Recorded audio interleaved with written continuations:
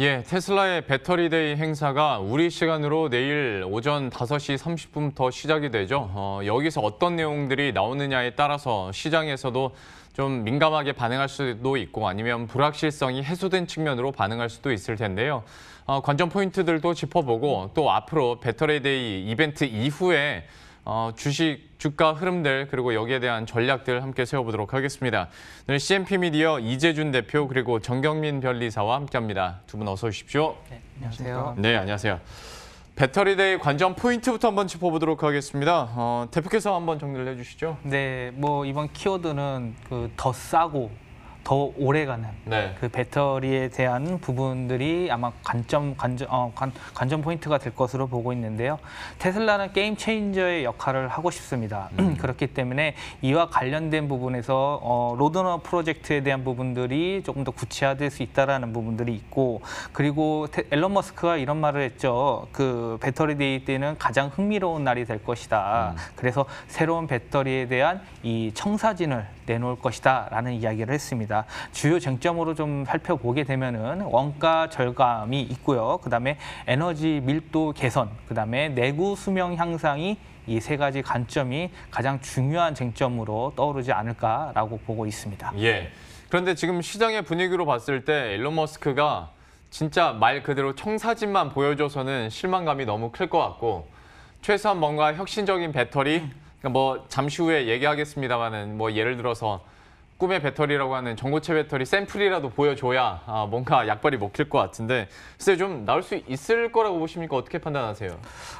저는 이 기술 자체의 이 완성도 측면에서는 아직은 좀 멀었다고 생각을 하고 있습니다. 그래서 지금 최근에 나온 이 개발 이슈 관련된 부분에서는 테슬라가 배터리에 대한 직경을 2배 정도 늘렸습니다. 그러니까 직경을 넓히게 되면 뭐가 되냐면은 배터리가 대형화가 되고 그 안에 이 에너지 밀도 측면에서는 더 높아질 수가 있습니다. 예. 활용성 측면이 있다라는 뜻이죠. 다만 이 단점으로서 봤었을 때는 열 관리적인 측면에서 또는 안정성이라고도 같이 연결이 될 수 있겠죠. 이런 부분들에 있어서는 여전히 시장에 대한 의구심이 있지 않을까라고 좀 보고 있기 때문에 그와 관련된 부분에서 이 건식 전극 공정 적용 기술과 그다음에 이 템리스 관련된 부분들이 기술적인 부분에서 한번 이슈가 될 것으로 좀 생각을 하고 있습니다. 이 두 가지 이 기술에 대한 이슈는 뭐냐, 결국은 에너지 용량을 50% 이상 증가를 하면서 생산 원가를 절감시킬 수 있는 기술이다라는 부분들이 아마 배터리데이 때 화두가 될 것으로 보고 있고요. 결국은 이런 부분들이 시장에서는 현재까지 아직 기대감을 좀 가지고 있는 모습이 나타나고 있습니다. 기술력을 공개하고 그리고 이거를 상용화를 얼마나 빨리 시킬지에 대한 스케줄도 좀 나오기를 시장에서는 바라고 있을 텐데, 앞에서 잠깐 얘기했었던 그 전고체 배터리와 관련해서 이번에는 변리사께 좀 여쭤볼게요. 글쎄 뭐 공개가 될 것으로 예상이 되는지, 그러니까 샘플이나 아니면 대충 뭐 그림들은 나오고 있는 것 같은데, 근데 이게 실제로 전기차에 들어가는 것과 그냥 보여주는 것과는 좀 천지 차이잖아요. 좀 어떻게 예상하십니까? 네, 맞습니다. 뭐 보여주는 것, 전기차에 들어가는 것, 또 전기차에 맞게 양산하는 것, 그렇죠. 또 서로 완전히 다른 차원이라고 볼 수 있겠습니다. 뭐 전고체 배터리는 잘 아시겠지만 배터리 양극과 음극 사이에 그 액체 전해질을 이제 고체 물질로 대체하는 기술입니다. 이론적으로 이제 에너지 용량은 뭐 늘리고 안정성은 더 높이고, 그래서 궁극의 배터리다. 뭐 이런 얘기도 이제 하게 되는데요. 전고체 배터리를 지금 개발 중인 맥스웰을 인수함으로써 이제 이번 배터리데이 때 전고체 그 배터리를 공개하는 것이 아니냐에 대한 기대감이 상당히 많이 컸습니다. 뭐 이제 이거 진짜 만약에 이거를 공개하게 되면은 아무래도 지각 변동이다 뭐 이런 말도 나올 정도로 상당히 충격이 크겠는데요. 근데 아무리 뭐 기술 개발을 성공했다 하더라도 양산까지는 좀 어렵지 않을까라는 것이 이제 뭐 많이들 그렇게 예상을 하고 있고, 저도 뭐 아직은 조금 어렵지 않을까. 그 전고체 배터리라는 것이 또 테슬라만 갖고 있는 기술은 아니고요. 이따 또 설명을 드리겠지만 여러 배터리 기업들이 이제 관련해서 연구도 많이 하고 있고 특허도 많이 가져가고 있는 실정입니다. 예. 그러면 그 특허 얘기해 주신 김에 테슬라가 가지고 있는 특허, 그러니까 어디에 좀 비중이 많이 더 있는지 그 현황도 좀 정리해 주시겠어요? 예, 지금 테슬라가 지금 보유 중인 특허는 모두 지금 726건, 미국에서만 726건이었고요. 그 중에서 30% 정도, 120건이 배터리 자체, 그리고 나머지 한 20-30% 정도 배터리 관련 회로 시스템, 뭐 충전 시스템에 관련된 특허가 많았습니다. 뭐 특허로만 보자면은 테슬라의 핵심 기술은 아무래도 배터리다. 그리고 배터리 시스템 관리 기술 정도로 보입니다. 예. 충전 스테이션에서도 강력한 특허 장벽을 구축하고 있고요. 또 이제 배터리 충전 기술 쪽에는 과열 방지, 충전 기술에 대한 특허가 많이 있었습니다. 또 이제 자동차 외장 특허도 아주 부족할 건 아니었던 게 50건 정도는 자동차 외장과 관련된 특허도 이제 발견이 되었습니다. 예. 제가 이제 보고 있는 테슬라의 핵심 특허는 총 2가지가 있습니다. 템리스 일렉트로드에 관련된 특허, 그리고 에너드 프리에 대한 특허였습니다. 예. 템리스 일렉트로드는 이제 US 2020-014-4676번이고요. 2018년 11월 5일 출원되었고 아직 심사 중인 특허입니다. 저게 뭐예요? 저게 지금 이제 그 탭이 지금 제거가 됨으로써 탭을 이제 안에 코팅으로 대체하겠다. 아. 네, 이렇게 보시면 되겠어요. 앨런 머스크가 이 특허에 대해서 직접 언급을 했는데 way more important than it sounds 이렇게 얘기를 했거든요. 네. 굉장히 중요하다. 탭을 없앰으로써 이제 양극 탭을 배터리에 용접하는 프로세스를 삭제해서 비용과 생산성 향상 이걸 목표로 하는 특허라고 볼 수 있겠습니다. 다만 주의하셔야 될 부분은 아직 등록된 특허는 아니기 때문에 어떤 방향으로 등록이 될지, 등록이 가능할지 이거는 이제 지켜봐야 되겠습니다. 예. 또 이제 에너드 프리에 대한 특허를 이제 말씀을 안 드릴 수가 없겠습니다. 이거 이제 아무래도 굉장히 큰 특허가 될 것 같고요. 2019년 1월 8일에 출원되어서 이 역시도 아직 출원 심사 중인 특허입니다. 2020-022-02205이고요. 음극 재료를 사용하지 않는 배터리에 관한 특허입니다. 기존의 리튬이온 배터리는 이제 캐소드 양극 그리고 에노드 음극을 분리막으로 이제 분리를 하게 되는데 이 특허는 음극이 그냥 없어요. 음극이 그냥 없고 음극 대신에 원래 사용하던 동박을 음극에 하고 있던 역할을 대신하겠다. 뭐 에노드가 생략된다는 것은 이제 배터리 일부 구성이 생략되기 때문에 배터리가 얇아지고 예. 원가가 절감된다 이렇게 보시면 되겠는데요. 예. 뭐 이게 그냥 생략해도 되는 거냐, 없애도 그냥 뭐 동작하는 거냐라고 의문을 가지실 수 있겠죠. 이제 기존의 리튬이온 배터리는 배터리를 충전할 때 캐소드 전해질이 양극에서 음극으로 그리고 에노드 음극의 그 전자가 음극에서 양극으로 이동을 하게 되는데 이게 사용할 땐 반대가 되거든요. 테슬라 이번에 특허인 그 음극 없는 배터리는 음극 대신에 겉에 코팅된 동박이 표면이 같은 기능을 수행하게 만들겠다. 예. 그래서 아무튼 레이어 하나가 없으니 그만큼 얇아지고 레이어 하나 없는 만큼 비용이 절감되고 이런 효과를 저희가 가져갈 수 있고요. 또 실험하는 동영상을 봤더니 상당히 이게 뭐 포크로 찍혀도 폭발하지 않는 이런 굉장한 모습을 또 보여주기도 했습니다. 그러니까 워낙 오랫동안 우리 개념으로는 배터리 그 리튬 배터리 같은 경우에 이게 개념이 고착화돼 있다 보니까 야, 음극이랑 양극이랑 당연히 같이 있는 게 배터리 아니야라고 생각하실 수가 있을 텐데 좀 새로운 기술들 특허가 또 등록이 되면서 여기에 따라서 얼마나 새로운 배터리의 개념들이 나올지도 한번 계속 지켜봐야 되겠습니다. 물론 배터리 데이 때 다 나온다는 건 아니고 테슬라가 이런 특허를 보유하고 있더라 정도로 준비해 봤는데요. 그러면 배터리 데이가 어느 정도의 의미와 그리고 테슬라에게 힘을 실어줄지에 대해서 글쎄 이것도 사실 우리가 시나리오 쓰는 수밖에 없을 텐데 이후에 테슬라는 좀 어떻게 변화할 수 있을까요? 조금 전에 앨런 머스크가 트위터에서 이런 발언을 했죠. 그 파나소닉이나 LG화학과 CATL 등 다수의 배터리 셀 공급사와 계속 뭐 협업을 하겠다. 배터리를 더 만들 거다. 네, 그렇죠. 이게 결국은 뭐냐면은 이 전기차 생산이 많아지면은 뭐 순수 전기차나 뭐 플러그인 하이브리드카 등 이 전기차 친환경차가 많아지게 되면 당연히 배터리 셀에 대한 수요도 증가를 하겠죠. 테슬라는 공격적으로 전기차 생산을 지금 높여가고 있습니다. 그렇기 때문에 지금 단순히 배터리 데이에서 어떠한 기술을 보여주는 데서 이제 양산 시점까지에 대한 부분들 그리고 단순히 일원화로 가기에는 내재화해서 일원화로 가기에는 이 공급 서플라이 체인에서 문제가 발생할 수 있습니다. 혹시나 수율이 안 좋거나 불량이 발생했었을 때에 대한 대비를 하기 위해서는 이 이원화를 해야 되거든요. 이 다수의 공급사를 좀 가지고 가야 하기 때문에 아마 앨런 머스크의 이 트윗 발언도 결국은 이러한 부분과 맥락이 같다라고 좀 보시면 될 것 같고요. 과거 좀 배터리 셀 업체 중에 LG화학의 히스토리를 좀 살펴보면은 이 LG화학 같은 경우에 유럽에서 이 공격적으로 이 캐파 투자 배터리 사업을 하기 위해서는 2017년부터 아마 계속해서 투자를 했었습니다. 근데 문제가 뭐였냐면은 양산까지에 대해 수율 개선이 안 됐어요. 그렇죠. 그러다 보니까 이런 부분들 측면에서 딜레이 되다 보니까 2020년 들면서 이제 이 공격적인 캐파에 대한 효과가 나오고 있었죠. 그게 바로 유럽의 정책 모멘텀까지 같이 좀 맞닥뜨리다 보니까 이런 이슈를 좀 LG화학에서는 큰 수혜를 받은 모습이 있습니다.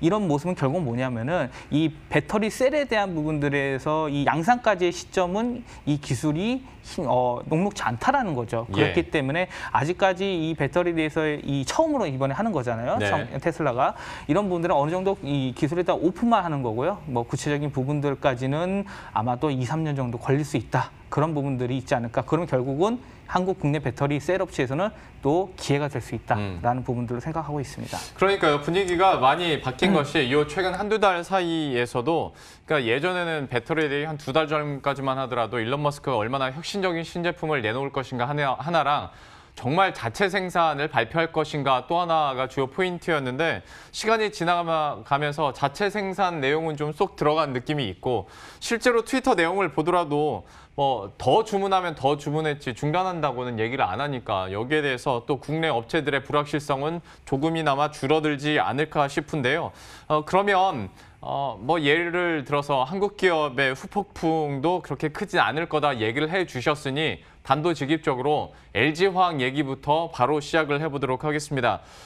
글쎄요, LG화학은 물론 배터리데이에 대한 불확실성으로 많이 좀 흔들리거나 불안감이 있긴 했습니다만은 지난주에 갑자기 분사 소식이 나오면서 전혀 다른 이야기의 그 주가 흐름이 돼버렸거든요.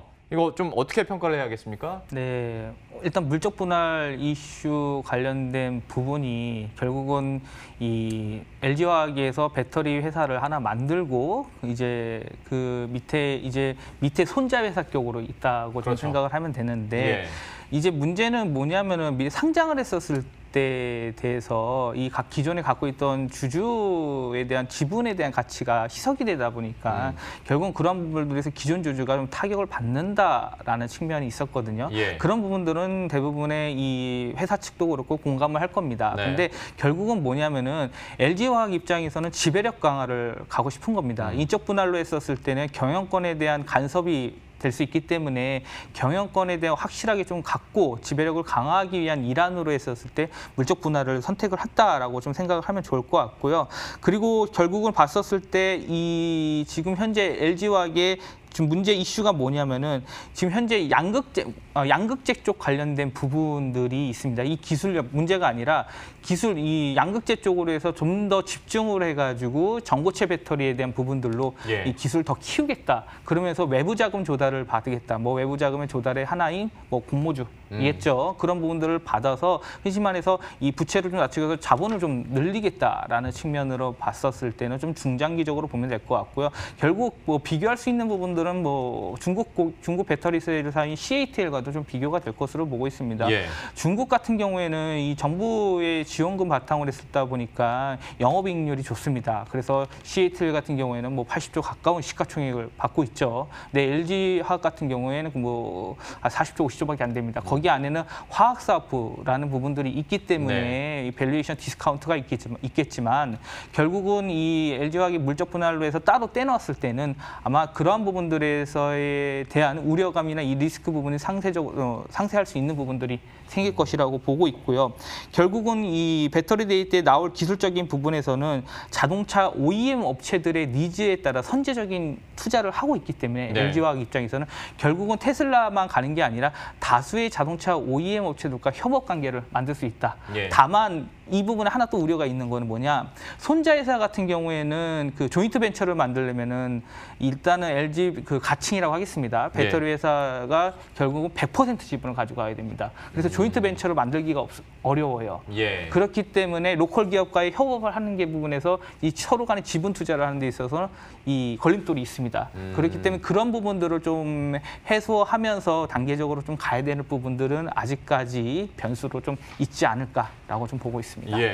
어쨌거나 하나로 다 연결된 이야기인 것 같습니다. OEM 업체들의 니즈를 또 충족시켜 주려면 그리고 소화를 하려면 계속 설비 투자를 하고 캐파를 늘려가야 되는 상황인데 하다 보니 돈이 필요하니까 이제 물적 분할 얘기까지 나온 거고 재무제표상의 훼손은 없다지만 투자자 입장에서는 주식 가치의 훼손은 당연히 느낄 수밖에 없으니 이것은 LG화학 측에서 풀어야 할 숙제일 것 같은데요. 다시 이제 우리 배터리 얘기와 조금 더 초점을 맞춰서 얘기를 한다면 저는 이제 특허 전문가를 모셨으니까 제일 궁금했던 것이 그러면 이렇게 분사가 됐을 때 어쨌거나 배터리와 관련된 특허가 LG화학도 있을 거잖아요. 근데 뭐 이제 가칭 LG 에너지 솔루션으로 이제 분사를 했을 때 배터리 관련 LG화학의 특허는 그냥 그대로 있는 겁니까? 어떻게 아니면 옮겨갈 수가 있는 겁니까? 뭐 전략적으로 일단 뭐 LG 쪽에서 결정할 문제가 될 것 같고요. 예. 이런 경우에는 뭐 두 가지로 됩니다. 말씀하신 대로 LG 본사에서 가지고 있고 새로 생긴 자회사에게 라이센싱을 하는 방법도 있고요. 네. 아니면은 배터리 사업부, 어차피 배터리 사업부라는 게 있기 때문에 주도적으로 배터리 사업부에서 특허를 출원하고 관리를 하게 되거든요. 네. 그럼 배터리 사업부에서 출원하고 관리한 특허는 배터리 사업부가 가지고 나가라. 그래서 양도 이전하는 경우가 있습니다. 그것도 가능은 한 거군요. 그럼요. 예. 다만 이제 문제가 되는 것은 배터리 사업부에서 가져간다 하더라도 그럼 다른 사업부와의 관계가 또 있거든요. 예를 들면 뭐 첨단 소재에서 배터리 안 쓰느냐, 또 그게 아니기 때문에 서로 간에 이제 복잡한 문제가 생길 수 있어서 예. 이런 이제 합병이나 분할을 하기 전에는 IP 듀 딜리전스라고 하는 IP 자산 실사를 실시하게 됩니다. 예. IP 자산 실사를 하게 되면은 보유하고 있는 특허를 전반적으로 조사를 해서 떼어줄 거는 떼어주고 우리가 가지고 있을 건 가지고 있고 예. 가지고 있으면서 라이센싱 할 건 라이센싱 해주고 예. 반대로 라이센싱 받을 건 라이센싱 받고 이런 식의 전략을 취하게 되는데요. 직원들이 이제 많이 고생을 하겠죠. 아무래도 LG화학은 이제 어쨌거나 석유화학 사업도 하고 있고 애매하게 같이 맞물려 있는 특허도 당연히 있을 테니까 예, 복잡해지긴 할 것 같은데 또 하나 궁금한 점이 그러면 만약에 LG 에너지 솔루션이 라이센싱을 받아서 이제 가져갈 경우에는 LG화학 측에 라이센싱비를 줘야 되는 거 아닙니까? 물론입니다. 그럼 예. 비용이 또 발생하는 거네요. 발생하죠. 그러면 LG 에너지 솔루션 입장에서는 그러니까 거기에 투자하려고 하는 사람 입장에서는 LG 그룹 안에서는 돈이 돌고 도니까 상관없을 텐데 투자자 입장에서는 이것도 비용으로 책정이 되겠네요. 고려해 보실 사항일 수 있습니다. 뭐 이러면 이제, 투자자들은 불만이죠. 내부적으로는 이제 그걸 무상으로 하는 방법도 없지 않아 있는데요. 예. 아마 그렇게는 안 할 거고요. 그렇게는 안 하겠죠. 네. 그렇습니다. 특허 가지고도 안에서 이렇게 돌고 돌 수도 있겠고 투자자들은 이 부분도 불만이라면 불만일 수는 있을 것 같습니다. LG화학과 관련된 특허 얘기해봤고 테슬라 관련해서 직접적인 수혜 종목은 뭐가 있을까? 고객사로 둔 LG화학 지금까지 얘기는 많이 했었는데 이외에 실제로 좀 실체가 있는 수혜주들을 좀 정리할 필요가 있어 보여서요. 이것도 한번 확인을 해볼까요? 네, 이 키워드 자체를 생산 공정에 대한 원가 절감, 그러면서 고에너지 밀도 장기 수명 배터리 채용을 위한 양산 관련 수혜주들을 좀 보시면 좋을 것 같습니다. 예. 결국은 중장기적으로 이 이슈가 지속될 수 있는 부분들이기 때문에 일단 배터리 셀 쪽에서는 LG화학과 삼성 SDI를 보시면 좋을 것 같고요.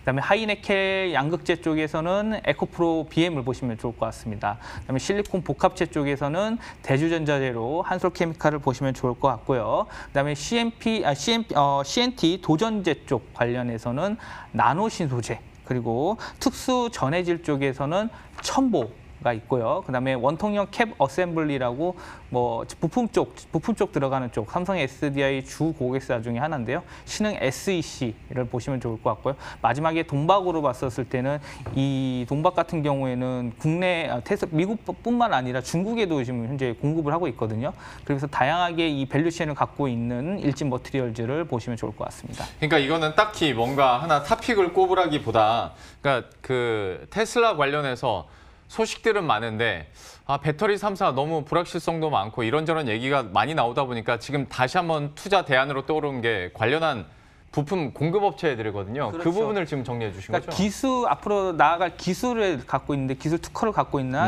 있거나 현재 R&D를 하고 있습니다. 예. 그런 기술 업체들을 말씀드린 거고요. 예. 테슬라도 결국 이 기술을 결국 계속 하는 부분들이 있기 때문에 예. 특정 공급사도 테슬라 공급사도 있지만 또 다수의 고객사를 갖고 있는 측면이 있는 기업들을 말씀드리도록 하겠습니다. 예, 부품 공급업체 관련한 기술을 가지고 있고 또 생산 설비를 가지고 있는 업체들을 쫙 소개해 주셨는데요.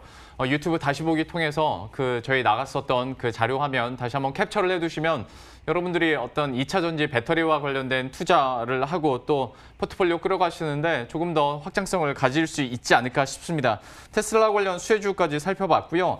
배터리데이 이후에 2차 전지 관련해서 투자 전략은 어떻게 세울 것인가 이거 한번 마무리를 지어보도록 할 텐데 예전 같았으면 배터리 3사에서 하나 꼽으라고 하면 전문가들의 열의 8은 LG화학 그냥 꼽았는데 워낙 이제 분사라는 새로운 이슈가 좀 터지다 보니까 어떤 의견으로 바뀔지 이것도 좀 궁금합니다. 배터리 3사 가운데서 가장 그래도 탑픽이라고 꼽는다면 어디 꼽으시겠어요? 저는 그래도 LG화학을 뽑겠습니다. 예. LG화학이 결국 유럽 통해 가지고 이 그동안 레퍼런스를 쌓았던 부분들은 충분히 기술력 검증이 됐다고 생각을 하고 있고요. 결국 이 레퍼런스 바탕으로 했었을 때 이 중국향과 미국에서 추가적인 부분에서 이 수주 모멘텀을 받을 수 있다라는 부분들, 그러니까 어느 정도 검증이 됐다라는 측면에서 좀 높게 평가할 수 있다라고 생각을 하고 있고요. LG화학이 분할을 했지만 이 분할에 대한 거는 결국은 기존 석유화학과 좀 따로 가기 위한, 결국은 이 선택과 집중을 하기 위한 이 중장기적인 회사의 경영 방침이라고 생각을 하고 있기 때문에 장기적으로 봤었을 때는 현재 전기차 시장은 전체 글로벌 시장에서 한 5, 6%밖에 안 됩니다. 예. 그리고 나머지 다 내연기관이에요. 예. 근데 지금 다 이제 전부 다 친환경차로 바뀌고 있기 때문에 결국 그러한 부분들로 해서 국내 배터리 중에서는 가장 큰 캐파를 갖고 있는 현재 갖고 있는 LG화학이 수혜를 보지 않을까라고 좀 생각하고 있습니다. 그래도 역시 탑픽은 LG화학 유지를 해줬고요. 사실 에너지 솔루션이 상장을 한다 하더라도 아직 1년은 더 남은 이야기잖아요. 그 안에 2차 전지 관련 모멘텀을 LG화학이 가져갈 수밖에 없는 상황이기 때문에 혹시 앞으로의 흐름들도 계속 기대해 보도록 하겠고 주가의 회복도 한번 기대해 보도록 하겠습니다. 오늘 테슬라의 배터리 데이와 관련된 이야기들 그리고 국내 배터리 업체들의 이야기들 함께 해봤습니다. 정경민 변리사 그리고 CMP 미디어 이재준 대표와 함께했습니다. 오늘 말씀 고맙습니다. 예, 그럼 저희도 여기서 인사드리도록 하겠습니다. 식사 맛있게 하시고요. 저희들은 내일 이 시간에 또 새로운 이슈들과 전략 들고 다시 찾아뵙도록 하겠습니다. 시청해주신 여러분 고맙습니다.